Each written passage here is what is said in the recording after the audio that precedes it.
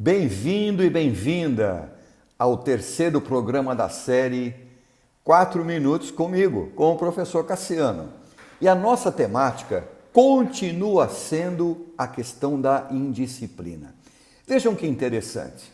Se nós considerarmos apenas algumas duas décadas atrás, 20 anos atrás, em que nós não tínhamos dentro da sala de aula nenhuma conexão praticamente com o mundo, porque naquele momento nem praticamente existia ainda disseminada a internet. E muito menos não existiam os smartphones ou celulares, como nós chamamos aqui no Brasil, tá certo? Então o que acontecia?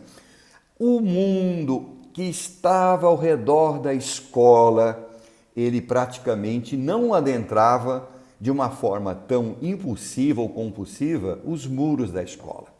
A escola é como se fosse uma espécie de um castelo.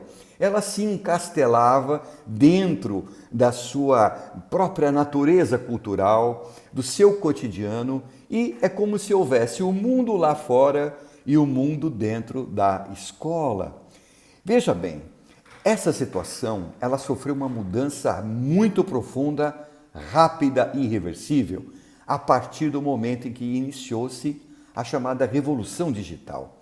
Então, as nossas crianças, os chamados nativos digitais, situamos aí a partir do final dos anos 1990, a partir dos anos 2000, apenas para termos uma referência desta geração, passaram a ter um acesso hiperabundante, não só à informação, mas à percepção do mundo que os rodeia. Então, aquele mundo da escola que então era mais restrito, onde a obediência ao dever, a obediência à autoridade era uma parte natural da cultura, vai se relativizando, vai se liquefazendo e aquele jovem, hoje, a nossa criança, o nosso jovem, já traz outras referências em relação a valores, em relação a comportamento e também, do ponto de vista mais específico, em relação àquilo que realmente pode ser interessante ou não para ele.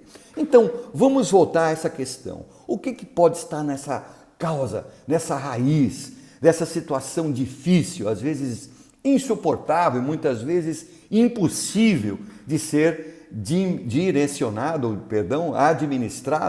ou gerenciada por um docente?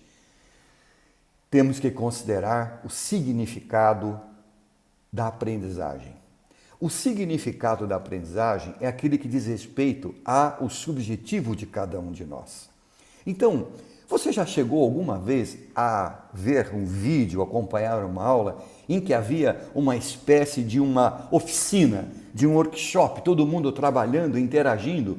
Bem, se alguém olhasse de fora, de longe, um pouco de longe, ia pensar que aquilo ali era a verdadeira bagunça, que era uma verdadeira com Z. Não é.